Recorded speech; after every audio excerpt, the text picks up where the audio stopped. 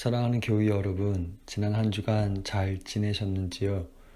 코로나 바이러스 확진을 막기 위해 우리는 지금 집안에 머무는 이른바 사회적 거리두기를 실천하고 있습니다. 애초 4월 초면 끝날 것이라 기대했지만 상황은 여전히 위험한데요. 아무쪼록 집에 머무는 동안 답답하시더라도 의미를 찾으며 즐겁게 지내시길 부탁드립니다. 지난주 뉴스에 대구 경북 지역에서 코로나 환자를 돌보던 한 의사가 바이러스에 감염되었는데 치료를 받던 중 숨졌다는 안타까운 소식을 들었습니다. 바이러스와 전쟁을 치르나 자기 몸을 돌보지 않고 헌신한 까닭이라 여기니 너무 마음이 아픕니다. 본인뿐 아니라 그의 가족 그리고 함께 일하던 동료들은 제대로 쉬지도 못하고 자신을 희생하며 환자에게 친절을 베풀었던 고인이 회복되길 기대했을 것입니다. 하지만 그들의 기대와 달리 회복되지 못했고 목숨을 잃고 말았는데요. 이처럼 우리 역시 우리가 기대하고 바라던 것과 다르면 실망감에 살아갈 힘마저 잃곤 하지요. 다윗도 이런 아픔이 있었습니다. 들판에서 양을 돌보던 목동이었다가 골리앗 장수를 물리친 일로 인해서 왕궁에서 지내게 되었지요. 얼마 지나지 않아 왕의 딸과 결혼했고 왕의 사위가 되어 백성들에게 존경과 사랑을 받으며 행복하게 지낼 꿈을 꾸고 살았습니다. 그러던 어느 날 다윗은 왕의 자리를 탐내는 역적으로 몰려서 자기 생명을 해코지하려는 위협으로부터 날마다 피해 살아야 했지요. 언제 어느 때 사울왕의 부하들이 들이닥칠지 몰라 하루하루 가슴 조이며 사는 그 위험한 상황에서 다윗은 주님을 기다린다고 말을 합니다. 또 자기의 미래를 주님께 맡기겠다고 고백하는데요. 분명 그가 처한 삶은 곤고했습니다. 하지만 그런 날에도 그는 주님을 신뢰하고 주님을 자기의 피난처와 요새로 삼겠다고 말하지요. 이런 다윗의 모습을 생각하면서 오늘 우리를 되돌아보십시다. 오늘 우리가 주님께 우리의 미래를 맡기지 못하고 주님께 소망을 두지 못하는 이유가 무엇 때문이겠습니까? 그것은 하나님을 내 삶의 피난처요 보호자라고 고백하면서도 실제로는 믿지 못하기 때문이 아니겠습니까? 저는 모태신앙이라서 어릴 때부터 아무런 어려움 없이 신앙생활 했지요. 그러나 어머니 따라 교회를 다니던 제 친구는 예배당에 나올 때면 아버지의 눈치를 보아야 되었고 때로는 야단을 맞기도 했습니다. 하지만 저는 교회 다니는데 어떤 눈치도 보지 않았고요. 야단 맞는 일도 없었지요. 그래서 주일 예배, 무슨 수요일, 중고등부, 청년, 심지어 새벽 예배까지 참석을 했었습니다. 그런데 문제는 예배를 소중히 생각하지 못했고 예배 때마다 하나님의 은혜를 구하지 못했다는 것이지요. 그런데도 저는 거기에 대해서 아무런 죄의식을 느끼지 못했습니다. 오히려 다른 사람보다 제 믿음이 훨씬 낫다고 생각을 했지요. 머리로는 거룩하신 그 하나님의 은혜와 사랑을 알았지만 실제 제 몸으로는 전혀 알지 못했던 것이죠. 그렇게 지내다 어느 날부터 건강에 큰 문제가 생겨서요. 주님의 도우심을 간절히 구하게 되었는데 저는 성령의 만져주시는 은혜를 통해 제 자신을 돌아볼 수 있는 기회를 그때 얻었습니다. 그때 가만히 저를 살펴보니 저는 성전에서 기도하던 바리새인처럼 교만했고 저 혼자만 아는 그런 이기적인 사람이었습니다. 무엇보다 제 죄의 상태를 전혀 깨닫지 못하고 살고 있었습니다.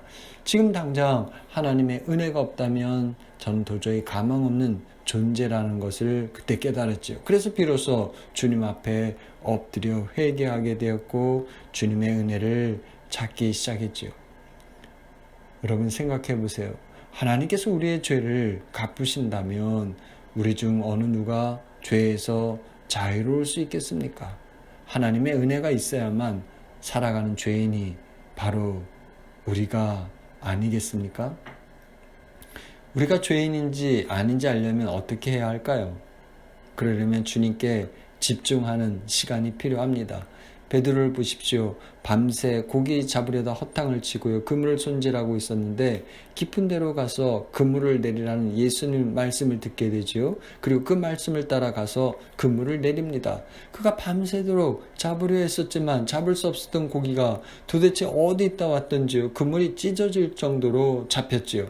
그래서 자기 배를 가득 채우고 그것도 모자라 친구 배마저 불러서 거기도 가득 실었는데 그때 베드로가 예수님에게 예수님 이렇게 많이 잡게 해주셔서 정말 고맙습니다. 이렇게 인사드리는 게 당연한 일인데 베드로는 그러지 않고 예수님 앞에 엎드리지요. 내가 죄인입니다. 저를 떠나십시오. 그렇게 말했지요. 베드로가 그런 이유는 예수님이 말씀을 전하시도록 자기 배를 내어드리며 예수님께 집중하는 그 시간 동안 예수님이 바로 자기 앞에 선 거룩하신 하나님의 아들이심을 알고 자기의 죄가 생각났기 때문이었죠.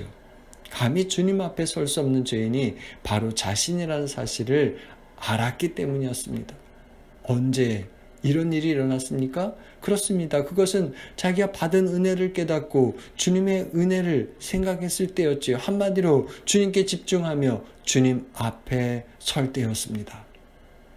사실 우리 모두는 주님이 우리 삶의 반석이요, 산성이요, 피난처 되심을 알고 있습니다. 그런데도 우리 미래를 하나님께 맡기지 못하고 하나님께 도움을 요청하지 못하는 이유는 머리로만 알고 있기 때문이죠. 또 우리에게 다가온 극심한 어려움 때문일 것입니다. 실제 우리는 지금 코로나 바이러스로 어려움을 겪고 있지요. 외출 금지가 한 달이면 끝날 것이라 여겼지만 한 달 더 연장되었습니다. 앞으로 한 달 후에 이 사태가 끝날 것이라 아무도 장담하기 어렵죠. 이런 어려운 상황에 매달 갚아야 될 빌은 여전히 존재하는 그런 어려움이 있습니다. 일은 하지 못하는데 어떻게 먹고 살아야 하는 어려움과 걱정이 있지요. 또 언제 어떻게 누구를 통해 바이러스에 전염될지 모르는 두려움도 우리에게 있습니다. 우리는요, 우리가 하나님을 믿으니까 이런 어려움 중에도 하나님께서 복을 주셔서 모든 일들이 형통하고 또 우리 몸도 건강하도록 이끌어 주셔야 되는 것 아니냐 생각을 하지요. 하지만 우리가 신앙생활 한다고 해서 우리에게 아무런 문제가 없는 게 아니지요. 욥은 하나님 보시기에 의로운 사람이었습니다만 하루아침에 쫄딱 망했잖아요. 심지어 병까지 들어서 고통으로 밤을 지새며 살아야 했지요. 욥이 그렇게 전혀 기대하지 못한 고통을 받았던 이유가요, 하나님의 말씀을 지키지 않아서가 아니었지요. 그가 하나님을 믿지 않아서가 아니었습니다. 정말 우리는 예수 믿는 우리들이 하는 모든 일들이 순탄하고 또 몸도 건강하길 바랍니다. 그러면 얼마나 좋겠습니까? 하지만 우리 기대와 달리 그렇게 되지 않을 때가 있습니다. 이럴 때 우리에게 필요한 것이 있는데 그것은요, 우리가 할 수 없는 것 때문에 우리가 할 수 있는 것마저 포기하지 않는 열정이 있어야 하는 것이지요. 여리고성에 살았던 바디메오는 나면서부터 앞을 보지 못하는 장애인이었잖아요. 여리고성 앞에서 사람들에게 구걸하며 살았습니다. 그러던 어느 날 예수님이 가까이 오신다는 소리를 듣죠. 예수님이 자신을 발견하도록 그는 큰 소리로 외칩니다. 다윗의 자손 예수님, 나를 불쌍히 여겨 주옵소서. 바디메오가 갑자기 소리를 질러서요, 그 옆에 있던 사람들은 깜짝 놀랐지. 화가 난 사람들은 호통을 칩니다. 시끄러워 이놈아, 잠잠히 있으라고. 사람들의 말은 한마디로 닥치라는 것이죠. 가만히 있으라는 것입니다. 하지만 바디메오는 그럴 수가 없었습니다. 그래서 더 큰 소리로 주님을 불렀습니다. 사람들은 왜 바디메오가 그래야 했는지 도저히 이해할 수 없었지만, 하지만 예수님은 알았죠. 그가 왜 그렇게 소리를 질렀는지 말이죠. 그래서 가던 길을 멈추고 그의 소원을 들어주셨습니다. 그렇습니다. 우리도 살면서요, 생각하지 못한 장벽이라는 큰 어려움을 만날 때가 있습니다. 혹 우리가 생각했더라도 우리가 감당할 수 없는 장벽, 그 어려움들을 만날 때가 있어요. 그럴 때 나는 더 이상 아무것도 할 수 없다고 주저앉거나 실망하거나 좌절하지 마시기 바랍니다. 그럴수록 주님께 소망을 두고 주님께 도움을 구하는 저와 여러분이 되어야 하겠습니다. 물론 우리가요, 주님께 도움을 요청했는데도 주님이 즉각 반응하지 않을 때가 있죠. 그럴 때면 주님이 안 계신가 하는 생각이 듭니다. 하지만 우리는 이걸 알아야 합니다. 하나님은요, 우리를 결코 모른 채 하지 않으신다는 거예요. 하나님 우리를 불쌍히 여기고 찾아오시고 하나님을 찾는 우리를 붙잡아 주시고 도우십니다. 그러니 지금 당장 하나님의 개입하심이 우리 눈에 보이지 않는다고 해서 하나님이 안 계신 것이 아님을 알아야 하겠습니다. 지금 우리 삶에 하나님의 역사하지 않는다고 해서 하나님이 우리를 못 보시거나 듣지 못하는 게 아님을 알아야 합니다. 하나님은 다 보고 계시고 다 듣고 계시고 우리 상황이 어떠한지 다 아십니다. 때가 되면 하나님이 친히 일하실 것입니다. 그러니 하나님을 기다려야 할 것입니다. 로마서 8장 26절에 이와 같이 성령도 우리 연약함을 도우시나니 우리가 마땅히 빌 바를 알지 못하나 오직 성령이 말할 수 없는 탄식으로 우리를 위하여 친히 간구하시느니라 했습니다. 그렇습니다. 하나님은 사람들의 손길을 통해서 천사들을 통해서 반드시 역사하시는 줄 믿으시고 주님께 미래를 맡기고 주님을 날마다 의지하는 저와 여러분이 되어야 하겠습니다. 그럼 우리가 구체적으로 언제 주님께 소망을 두며 살아야 할까요? 그것은요, 하나님의 손길이 필요할 때이지요. 다윗이 이랬지요. 사울왕이 자기를 향해 창을 던질 때도 내가 사울왕의 사위인데 설마 장인이 나를 죽이게 하겠냐고. 하지만 사울왕이 자신을 죽이려고 추격병을 보내서 쫓기는 몸이 되고 보니까 세상에 믿을 사람 하나도 없다는 걸 깨닫게 되었지요. 혹시나 하는 마음에 자기를 친구로 여겼던 그 사울왕의 아들 요나단 왕자를 만나서 어떻게든 살아갈 방법을 찾으려 했지만 역시나 뜻대로 되질 않았습니다. 더 이상 기댈 것도 없고 그래서 도망쳐야 했는데 얼마나 급했던지 먹을 것도 가지지 못하고 자기를 보호할 칼도 없이 다른 박질해야 했죠. 더 큰 문제는요, 몸을 피할 곳이 없었다는 거예요. 집으로 돌아가려니 자기 때문에 부모님과 친척들이 고생당할 걸 생각하면 갈 수가 없었습니다. 그래서 다윗이 향한 곳이 어디였냐면 높당에 있던 교회였잖아요. 생각해 보십시오. 다윗이 쫓기는 몸이 된 이유가요, 그가 죄를 지어서도 아니고 하나님께서 그와 함께 하지 않아서도 아니었습니다. 오히려 그렇게 도망자로 살아야 하는 이유는 하나님이 그와 함께 하신다는 것 때문이었고 하나님이 그를 선택하신 것 때문이었어요. 하나님이 함께하는 다윗을 보고 사람들이 좋아한다는 그 사실 때문이었잖아요. 다윗이 헐레벌떡 교회로 달려갔는데 그 이유는 하나님 말고 내 마음을 알아주는 이가 없다고 느꼈기 때문이죠. 이것은요, 다윗이 자기를 죽이려는 그 어떤 세력보다 하나님을 더 생각했다는 것이죠. 우리를 낮추기도 하시고 높이기도 하실 수 있는 하나님을 생각하고 그 하나님을 피난처로 삼고 그 하나님께 미래를 맡기고 도우심을 구했다는 것입니다. 마태복음 11장 28절에 수고하고 무거운 짐진 자들아 다 내게로 오라 내가 너희를 쉬게 하리라 했습니다. 지금 우리들에게 닥친 그 코로나 바이러스든지 또는 장래일이든지 어떤 능력이나 권세도 그 어떤 음부의 권세도 저와 여러분을 그리스도 예수를 통한 하나님의 사랑에서 끊을 수 없음을 믿으시고 구원의 반석이요 산성 되시는 주님께 도움을 구하고 주님께 소망을 두며 사는 저와 여러분이 되어야 하겠습니다. 우리가 정말 왜 이래야 하겠습니까? 그것은요, 주님이 우리를 곤경에서 구할 수 있기 때문이죠. 사울왕에 쫓겨다니며 살던 다윗이었지만 하나님께 소망을 둔 그 다윗을 하나님이 돌봐주시는데 역대상 12장 22절은 이렇게 말하죠. 사람이 날마다 다윗에게로 돌아와서 돕고자 하며 큰 군대를 이루어 하나님의 군대와 같았더라. 사도행전 2장 47절은 이렇게 말합니다. 주께서 구원받는 사람을 날마다 더하게 하시니라. 언제 이런 은혜의 역사가 우리 삶에 일어날 수 있겠습니까? 그것은 주님께 우리의 미래를 맡길 때가 아니겠습니까? 주님의 손에 부탁할 때가 아니겠습니까?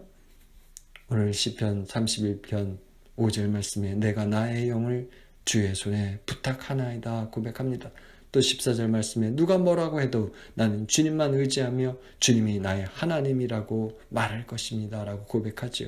15절에서는 내 앞날은 주님의 손에 달렸다고 했습니다. 이런 다윗의 고백을 따라 신약시대 12년 동안 혈류병으로 앓던 여인은요, 내가 예수님의 옷가에 손을 대기만 해도 고침을 받으리라 여기고 주님께 소망을 두고 나아갔잖아요. 이것처럼 오늘 우리도 어떤 처지든지 어떤 상태에 있든지 우리의 구원자이신 주님을 생각하고 주님의 손에 우리의 미래를 맡겨야 하지 않겠습니까? 예수님은 십자가 지는 일이 너무 감당하기 어려워서 꺼려했지요. 하지만 아버지 하나님의 뜻을 따라 순종했는데 그 이유는요, 그가 죽기까지 하나님께 소망을 두었기 때문이었습니다. 사실 어느 누가 고난을 좋아하겠습니까? 모두 피하기를 원하고 될 수 있으면 어려운 일을 감당하지 않으려 하잖아요. 그러나 주님은 하나님께 소망을 두고 그 일을 감당했습니다. 오늘 여러분은 어디서 위기를 피하기를 원하십니까? 어디서 살 길을 얻기를 원하십니까? 우리 하나님께 소망을 두고 주님의 품으로 달려가십시다. 어찌할 바를 모를수록 하나님을 의지하고 하나님께 나아가십시다. 그래서 하나님이 주시는 힘과 은혜로 살아가는 저와 여러분의 삶, 또 가정과 교회가 되길 주님 이름으로 축원합니다. 기도합시다. 주님, 이 시간 우리 심령을 사로잡아 주옵소서. 주님 대신 주인 삼은 모든 것들에서 벗어나 주님께 소망을 두고 주님 품으로 달려가는 저희들 되길 소원합니다. 저희 안에 주님께 피하지 않고서는, 주님께 소망을 두지 않고서는 견딜 수 없는 갈급함을 허락하여 주옵소서. 그래 어떤 때든지 주님을 의지하고 주님 주시는 참된 위로와 쉼을 얻게 하시며 주님이 건져주시는 구원의 은혜를 맛보고 누리는 저희들 되게 인도하여 주옵소서. 이번 코로나 사태로 집에 머물고 있습니다. 언제 끝날지 몰라 답답하기도 합니다. 주님, 이 사태가 신속히 끝날도록 주님이 친히 역사하여 주옵소서. 이 바이러스로 인해 고통당하는 사람들을 치유해 주시고 온전한 건강을 얻게 하여 주옵소서. 사랑하는 사람을 잃고 슬퍼하는 사람들을 위로해 주시며 바이러스 퇴치를 위해 수고하는 모든 이들을 전염에서 보호하여 주옵소서. 지금 우리 주 예수 그리스도의 은혜와 하나님 아버지의 사랑하심과 성령님의 함께하심이 오늘 각 가정에서 예배를 드리며 주님께 소망을 두고 하나님이 주신 힘과 능력으로 살아가겠노라 하지만 성도들 머리 위에, 가정과 자녀들 위에, 학업과 기업 위에 영원히 함께하길 간절히 축원합니다. 아멘.